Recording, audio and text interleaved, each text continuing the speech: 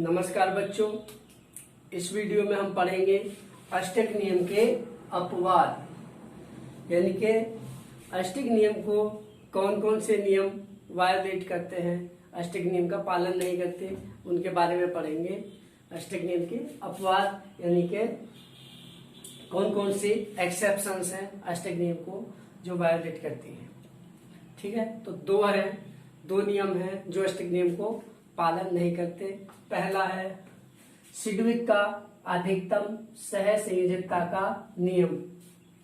Sidgwick का अधिकतम सह संयोजकता का नियम, सिडविक्स इंटरप्रिटेशन ऑफ मैक्सिमम कोवेलेंसी। तो देखते हैं इसमें क्या है। अष्टक नियम के अनुसार तत्वों के वाहितम कोश में अधिकतम 8 इलेक्ट्रॉन हो सकते हैं। अतः किसी भी तत्व की अधिकतम सहसंयोजकता 4 हो सकती है। ठीक है, अष्टक नियम के अनुसार किसी भी तत्व की अधिकतम सहसंयोजकता 4 हो सकती है, परंतु इस नियम के आधार पर PCl5 फास्फोरस पेंटाक्लोराइड और सल्फर हेक्सा फ्लोराइड, परंतु अष्टक नियम के आधार पर PCl5 और SF6 की इलेक्ट्रॉनिक संरचना को स्पष्ट नहीं किया जा सकता है। इन यौगिकों की संरचना को समझाने के लिए सिडविक ने सुझाव दिया कि यौगिकों में तत्वों की अधिकतम सहसंयोजकता 4 से अधिक हो सकती है। सिडविक के सुझाव को ही सिडविक का अधिकतम सहसंयोजकता का नियम कहते हैं। एक बार फिर से रिपीट कर रहा हूं। अष्टक नियम के अनुसार किसी भी यौगिक में तत्वों की अधिकतम सहसंयोजकता 4 हो सकती है, परंतु फास्फोरस पेंटाक्लोराइड PCl5 और SF6 सल्फर हेक्साफ्लोराइड की इलेक्ट्रॉनिक संरचना को अष्टक नियम के आधार पर स्पष्ट नहीं किया जा सकता है।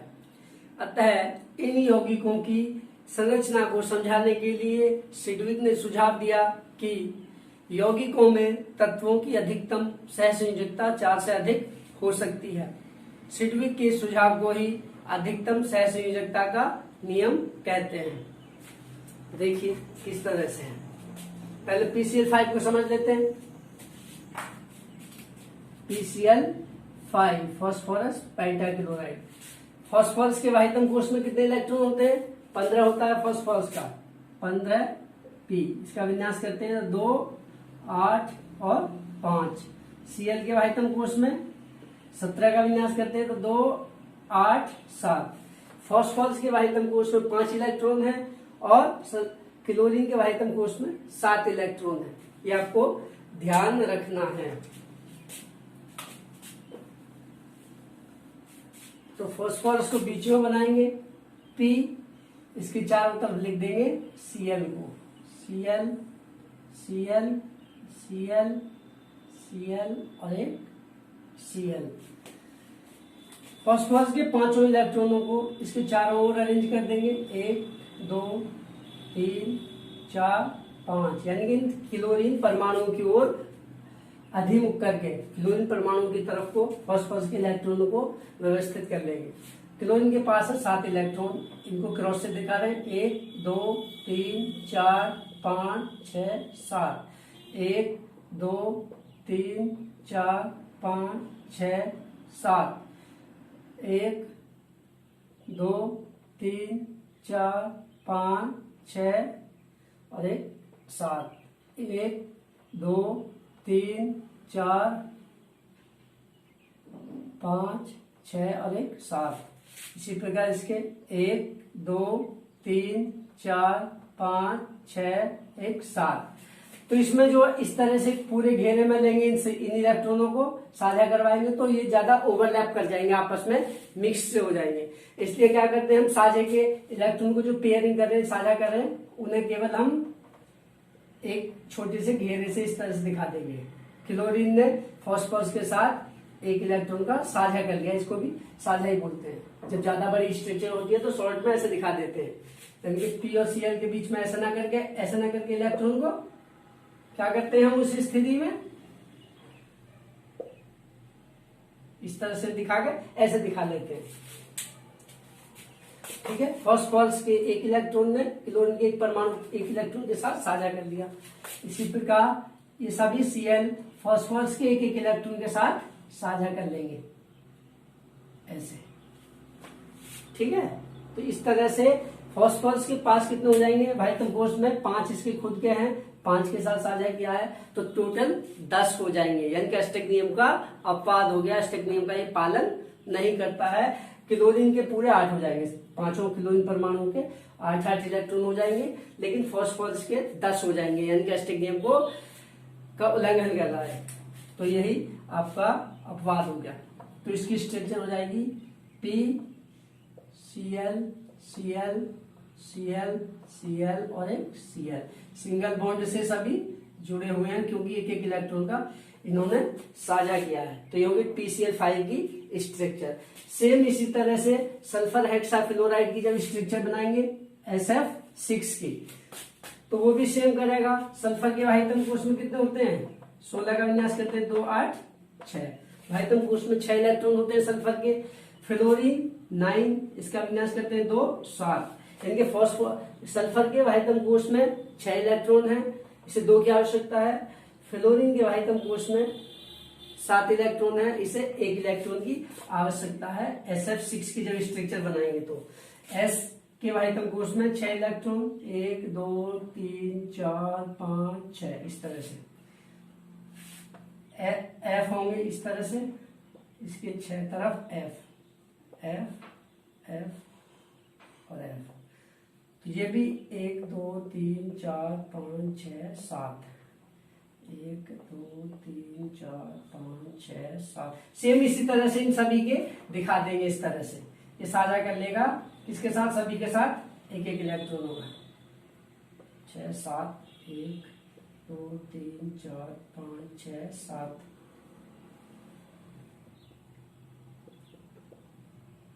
4 5 6 7 5 6 7। इस तरह से साझा कर देगा।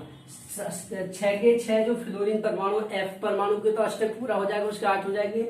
लेकिन सल्फर ने 6 इसके पास थे, 6 के साथ एक एक इलेक्ट्रॉन का और साझा कर लिया, तो S के पास कितने हो जाएंगे 12, यानी कि 8 से ज्यादा होगा। ये भी अष्टक नियम का अपवाद हो गया।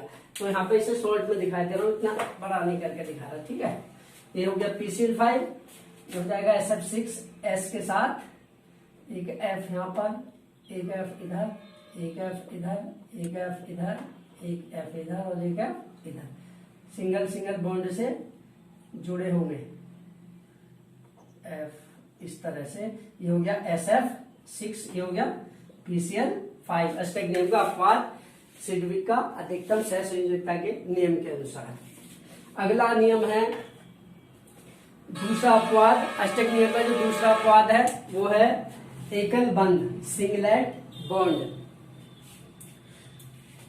PCl5 और SF6, PCl5 व SF6 फॉस्फोरस पेंटाक्लोराइड और सल्फर हेक्साफ्लोराइड में केंद्रीय धातु नहीं, फॉस्फोरस पेंटाक्लोराइड और सल्फर हेक्साफ्लोराइड में केंद्रीय परमाणु, यानी फॉस्फोरस और सल्फर केंद्रीय परमाणु की अष्टक एक इलेक्ट्रॉन के एक पक्षीय साझेदारी से बनी रहती है।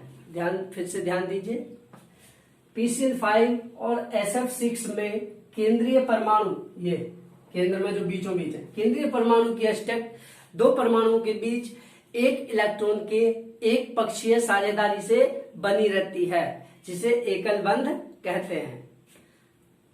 अर्थात दो परमाणुओं के बीच एक ही इलेक्ट्रॉन द्वारा, दो परमाणुओं के बीच एक इलेक्ट्रॉन द्वारा दो परमाणु के बीच एक ही परमाणु द्वारा एक इलेक्ट्रॉन के एक पक्षीय साझेदारी से बने बंध को एकल बंध कहते हैं। एकल बंध क्या हो गया?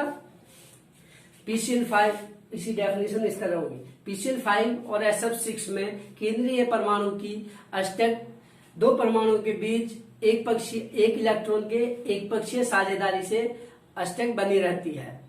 अतः दो परमाणुओं के बीच केवल एक ही परमाणु द्वारा एक इलेक्ट्रॉन के एक पक्षीय साझेदारी से बने बंध को एकल बंध कहते हैं। इसे आधे तीर से दिखाते हैं, इसे आधे तीर से दर्शाते हैं। जैसे उपसय संयोजकता में क्या था, पूरा तीर था, उसमें 2 इलेक्ट्रॉन दिए जा रहे थे।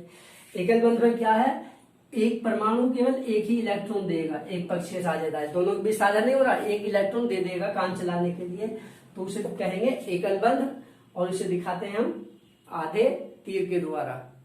दो परमाणु के बीच एक परमाणु द्वारा एक ही इलेक्ट्रॉन के एक पक्षीय साझेदारी से बने बंध को एकल बंध कहते हैं। देखिए कैसे होगा।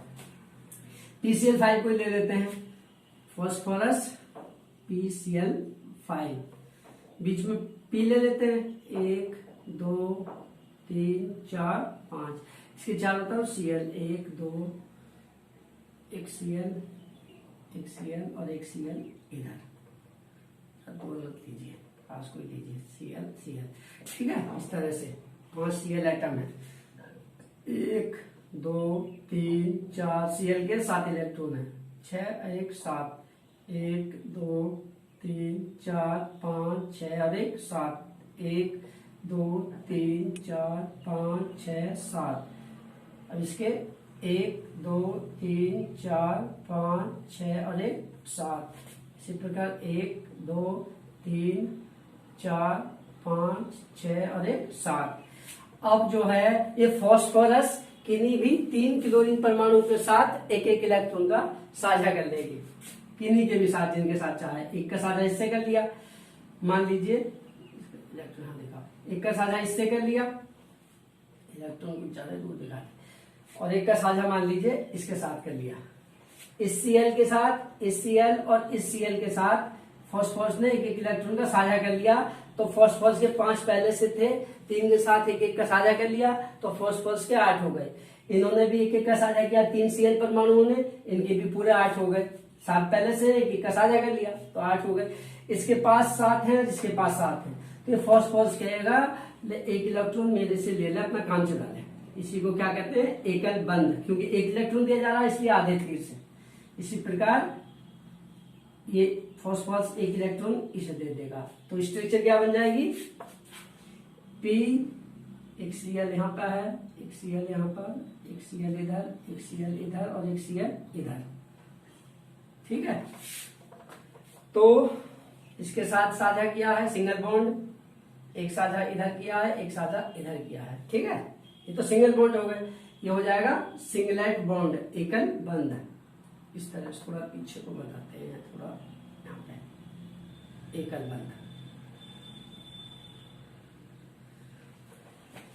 P के साथ ये सिंगल बॉन्ड से जुड़ा हुआ है, ये Cl सिंगल बॉन्ड से जुड़ा हुआ है, ये भी Cl सिंगल बॉन्ड से जुड़ा हुआ है, लेकिन इसने एक इलेक्ट्रॉन दिया तो इसके साथ हो गया एकल बंध। इधर एक इस Cl के साथ एकल बंध आधे तीर से, तो यही आपकी एकल बंध है। तो यही 2 अष्टक नियम के अपवाद थे, सिल्विक का अधिकतम सहसंयोजकता का नियम और दूसरा एकल बंध। एकल बंध कुछ हद तक अष्टक नियम को का बहुत ही कम उल्लंघन करता है, क्योंकि इसमें अष्टक लगभग पूरा रहता है सभी का, ठीक है। तो मेन अपवाद तो यही है, इसको भी अपवाद ही माना गया है। तो बच्चों, इस वीडियो में इतना ही पर्याप्त है। आशा करता हूं कि आपको समझ आ गया होगा। Thank you.